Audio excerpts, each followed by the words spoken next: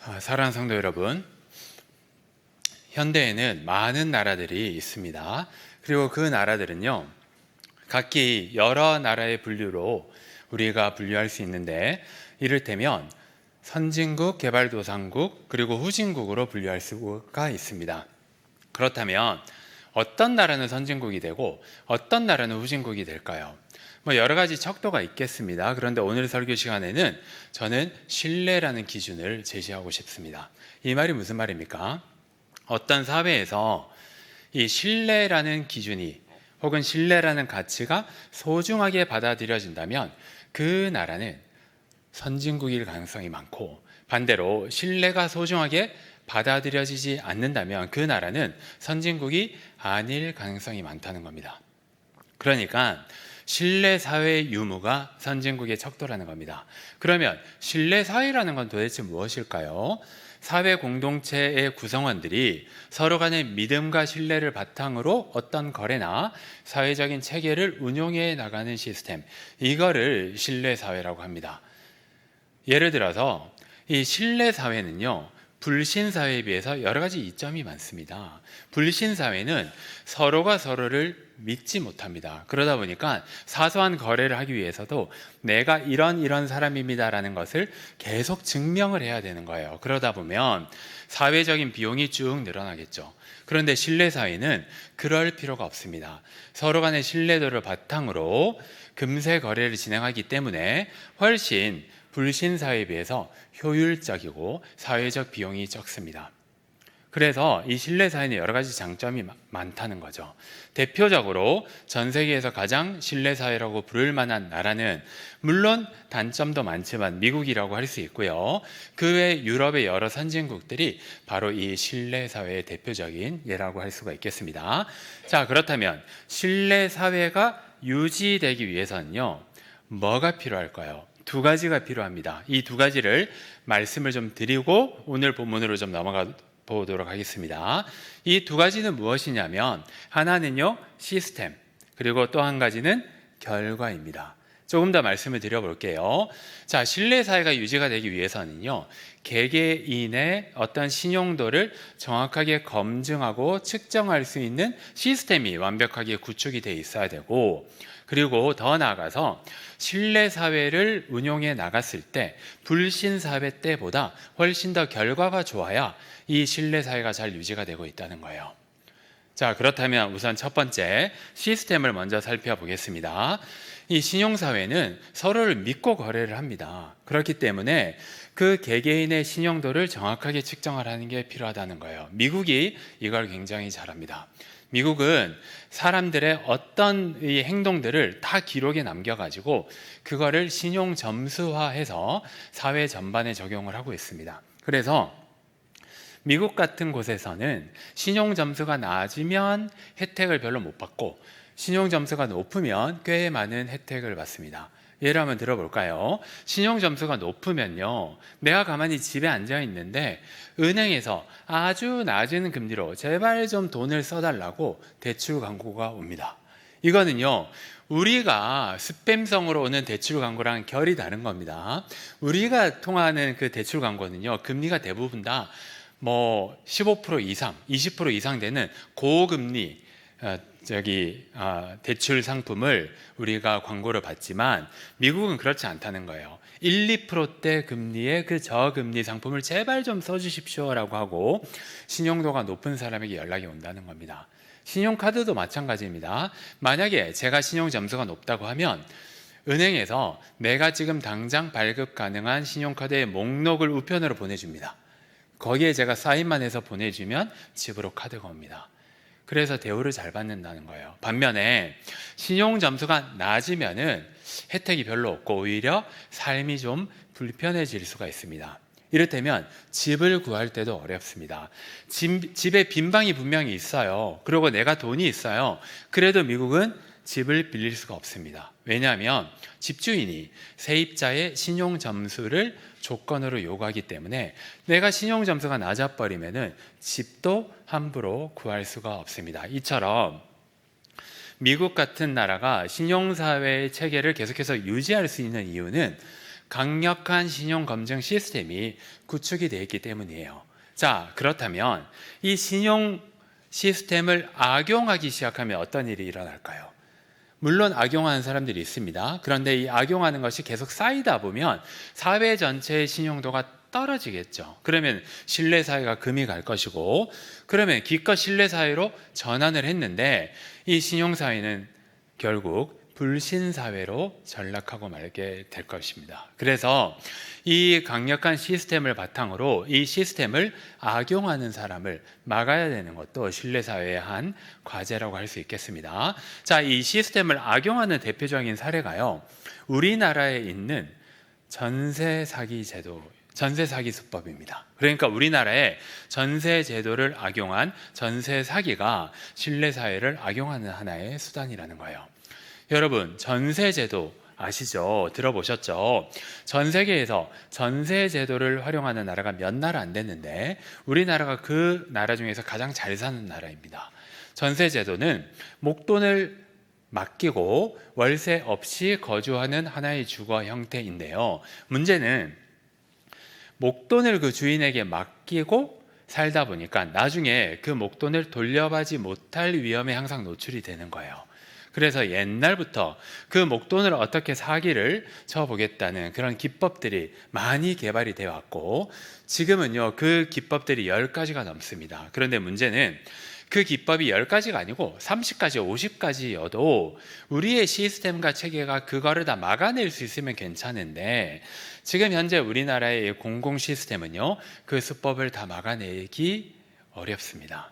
그게 너무 안타까운 점이라는 거예요. 그래서 집주인분하고 그리고 이 부동산 중개업자가 악한 마음을 먹고 작당을 하면 사실 막기가 어려운 게 전세 사기라고 해요.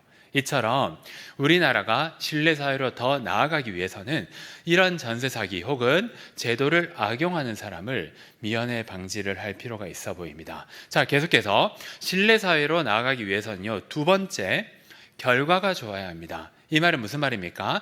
불신사회에서 신뢰사회로 전환해서 그 신뢰사회가 계속 유지하기 위해서는요, 불신사회적보다도 결과가 더 좋아야만 되는 겁니다. 그런데 이거는 우리가 충분히 알고 있지 않습니까? 대부분의 선진국들은요 신뢰사회 체계를 선택을 했고, 대부분의 선진국들은 여전히 선진국이고 앞으로도 계속해서 잘 살 가능성이 많습니다. 그래서 결과로 볼 때도 이 신뢰사회가 조금 더 합리적인 시스템이라는 것은 우리가 충분히 추정할 수가 있습니다.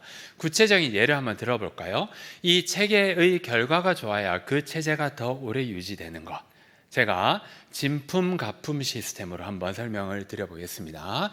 이제부터 제가 핸드백 얘기를 좀 하려고 하는데요, 형제분들은 별로 관심이 없을 거고 자매분들은 솔깃솔깃할지도 모르겠습니다. 그리고 사실 핸드백이라고 하면 안 되고요, 백이라고 해야 합니다.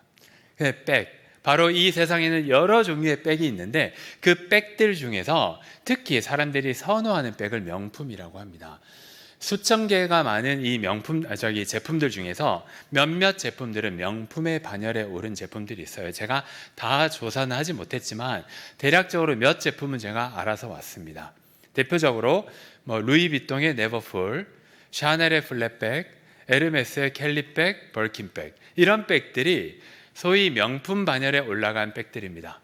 근데요, 이 백들이 적게는 수백만 원부터 캘리백 이런 거는 5천만 원까지도 한대요. 너무 비싸지 않습니까? 제가 조사하면서 정말 깜짝 놀랐는데요, 그마저도 아무나 못 산다고 합니다. 그 정도로 인기를 끌고 있습니다. 이 백들이 워낙에 인기를 끌고 있다 보니까 자연스럽게 가품들도 많이 만들어졌죠. 그래서 가품도 싸지 않더라고요. 수십만 원에서 비싼 거는 100만 원이 넘어가는 것도 있다고 합니다. 그래서 가품들이 많이 만들어져서 사람들이 그 가품을 들고 다니면서 마치 진품인 것 신양 이렇게 행동을 하는 거예요. 그래서 진품을 들고 다니는 기분을 그렇게라도 이제 느껴보고자 하는 사람들이 많기 때문에 가품 시장도 많이 활성화됐습니다. 우리 이웃나라 중국이 그 가품 시장으로 유명합니다. 중국의 대표적인 도시들마다 가품 시장이 있는데요, 특히 광저우라는 도시가 그 가품 시장이 유명하대요. 우리 디모데 청년들 중에서 광저우 출신들이 좀 많다고 들었습니다. 제가 지금 어떤 그 가죽 시장을 이야기를 하는지 아실 거예요. 그 시장이 가품 시장으로 매우 유명하고, 그래서 그 광저우란 도시를 방문을 하게 되면 그런 데 가서 쇼핑하는 게 하나의 관광 일정이라고 해요. 자, 그렇다면 진품과 가품을 우리가 어떻게 구별할 수 있을까요? 전문가들은 몇몇 도구를 활용하면 금방 확인을 한다고 합니다. 그런데 우리 같은 일반인들은 그걸 잘 구별하지 못하죠. 그렇지만 아주 쉽게 구별할 수 있는 방법이 하나 있습니다. 그거는요, 그 제품의 결과를 보면 알 수가 있습니다. 그 말이 무슨 말입니까? 진품은요, 제품의 질이 좋기 때문에 시간을 두고 결과를 지켜봐도 그 제품에 상하지 않습니다.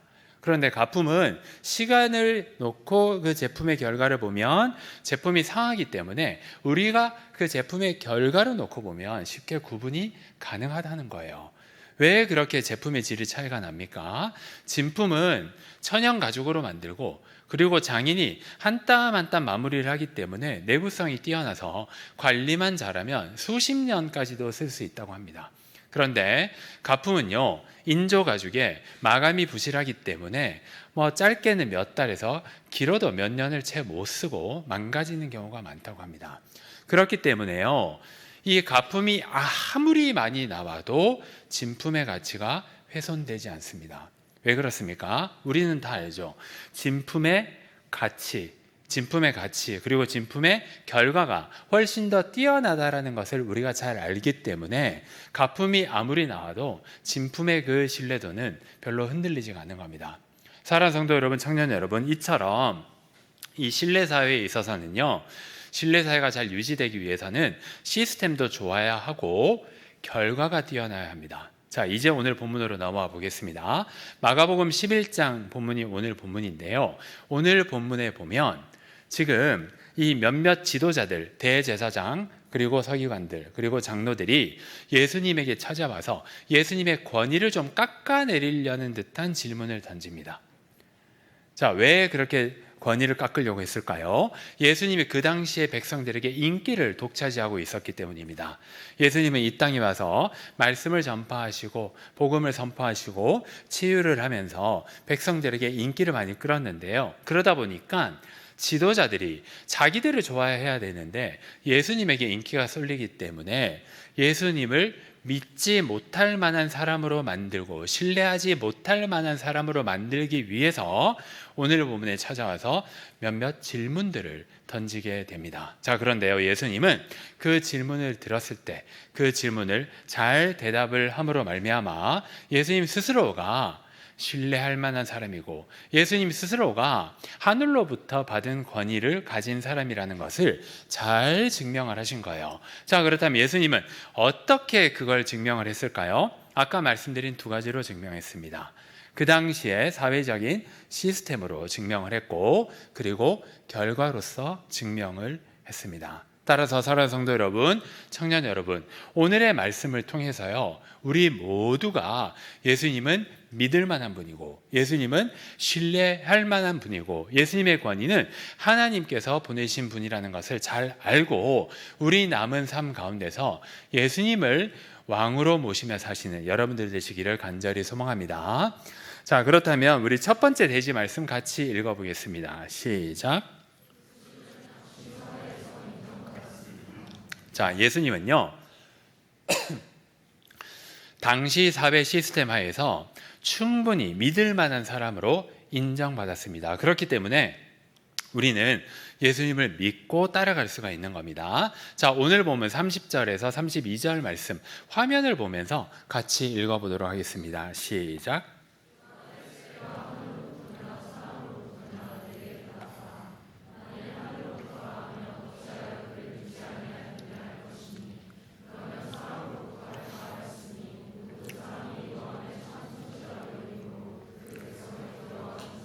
자, 지금 30절에서 32절의 내용을 이해하기 위해서는 오늘 우리가 다 같이 읽었던 본문 27절에서 29절의 내용을 대략적으로 알 필요가 있습니다.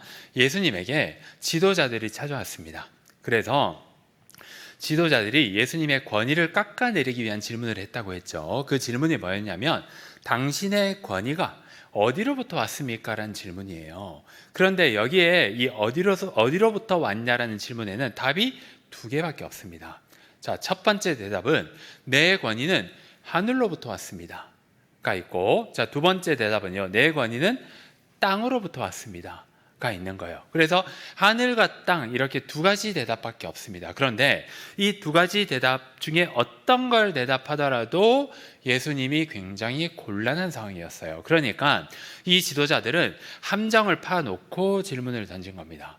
왜 이 두 대답 중에 어떤 대답을 하더라도 곤란했을까요? 만약에 예수님의 내 권위는 하늘로부터 왔소이다 라고 대답을 하게 되면, 그러면 예수님은요, 하나님이 직접 보내신 하나님의 권위를 가진 사람이 되는 겁니다.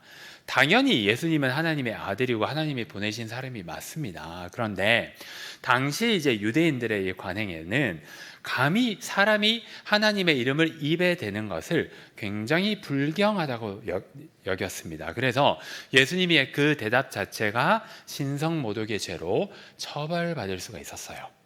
그래서 예수님은요, 아직까지는 그런 대답을 하기 좀 어려운 상황이었습니다. 그래서 하늘로부터 왔다는 대답은 하기가 어려웠어요. 그러면 두 번째, 만약 내 권위는 땅으로부터 왔습니다 라고 대답을 해버리면요, 어떻게 됩니까? 내 권위는요, 그냥 땅, 곧 사람으로부터 권위를 받은 사람이 돼버립니다. 그러면은 예수님이 여태까지 하신 모든 말씀은 사람에 의존해서 한 행동이 됩니다. 그래서 예수님은요, 땅에서 내 권위가 왔습니다라고 말하는 순간 예수님은 믿지 못할 사람이 돼버립니다. 그래서 이 어느 대답조차도 잘 하기가 어려운데요, 예수님은 이 함정에 빠지지 않고 잘 빠져나왔습니다. 어떻게요? 이 질문에 대답을 하지 않고 대답을 생략한 채로 오히려 역으로 지도자들에게 질문을 하나 더 던집니다. 그게 바로 30절에 있는 내용이에요. 30절은 질문의 대답을 생략하고 예수님이 도리어 지도자들에게 30절의 질문을 던지고 있고, 그렇게 했더니 이제 지도자들이 대답을 해야 될 거 아닙니까? 31절, 32절은 지도자들의 의식의 흐름, 그러니까 지도자들이 어떻게 대답하면 좋을까라고 서로 생각하는 그 내용들이 31절, 32절에 나와 있습니다. 자, 그렇다면 예수님은요, 어떤 논리로 이들의 공격을 잘 빠져나왔을까요? 예수님은 세례 요한을 이용해서 빠져나왔습니다. 그러면 예수님은요, 왜 세례 요한을 이 질문에 이용을 했을까요? 왜냐하면 세례 요한은요, 처음부터 예수님의 권위를 인정했던 사람이기 때문입니다.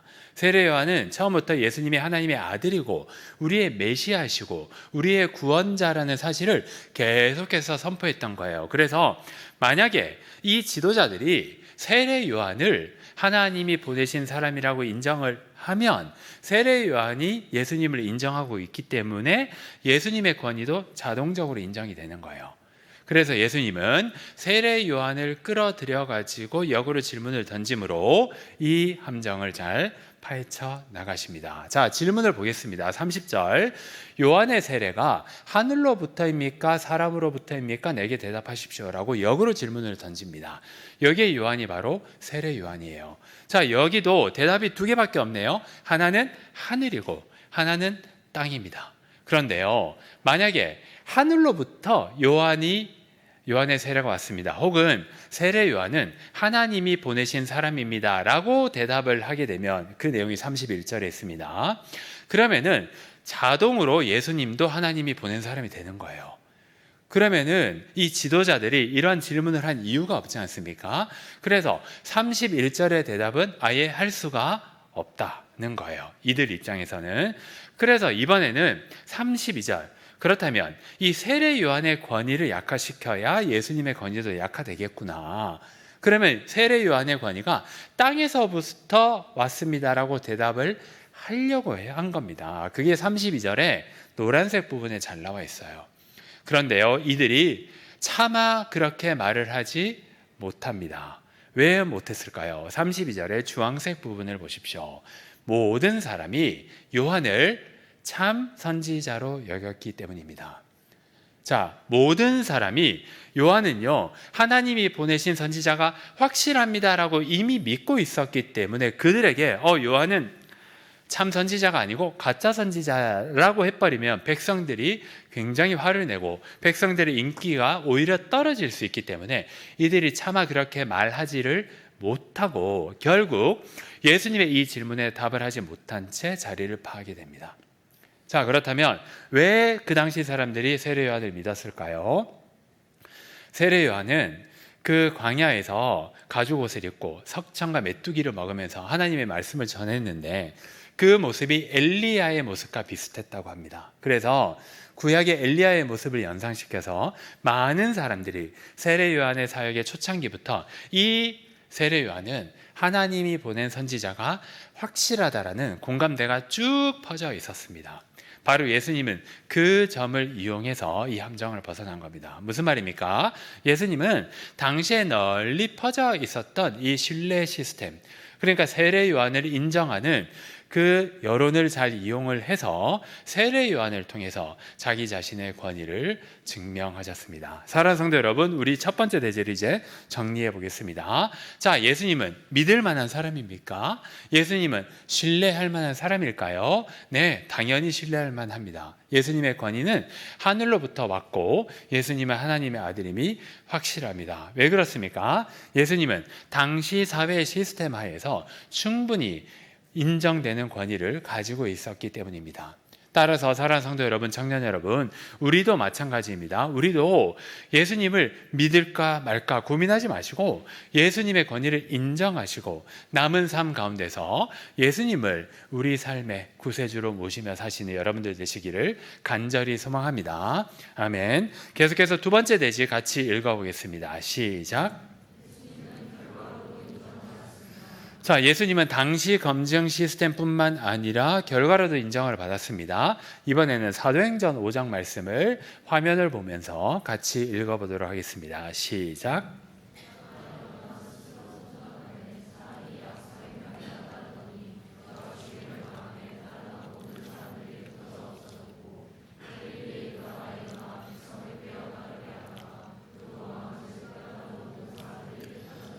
자, 사도행전 5장은 마가복음보다 후대의 이야기입니다.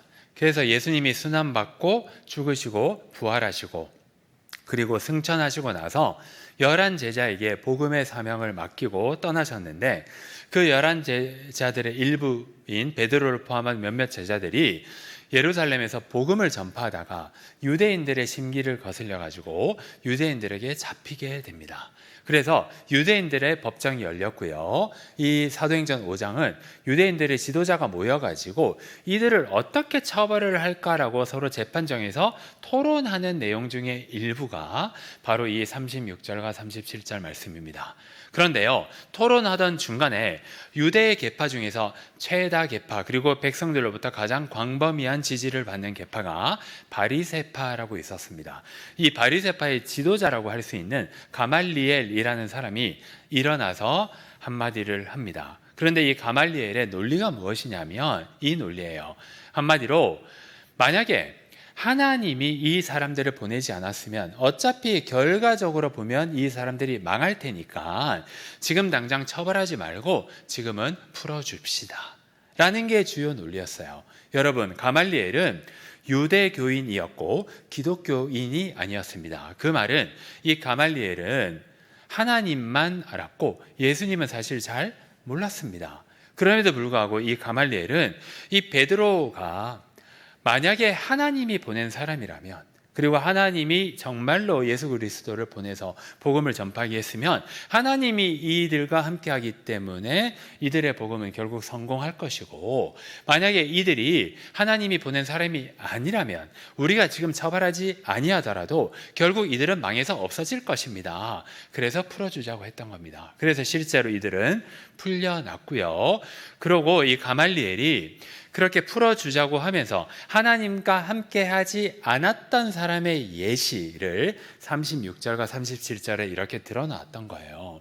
36절 한번 보겠습니다. 그 당시에 드다라는 사람이 있었대요. 드다라는 사람이 스스로 일어나서 선전했다는 겁니다. 어떻게요? 내가 바로 메시아고 내가 구원자이다 라고 스스로 선전한 겁니다. 오늘날로 따지면 이단 교주 같은 사람이었어요. 그리고 한 400명이 그 사람을 따랐습니다. 그런데 이 사람은 하나님이 보낸 사람이 아니었습니다. 그래서 이 사람은 결국 망해서 죽고 이들을 따르던 사람들도 다 흩어져서 없어져 버렸습니다. 마찬가지로 37절을 보십시오.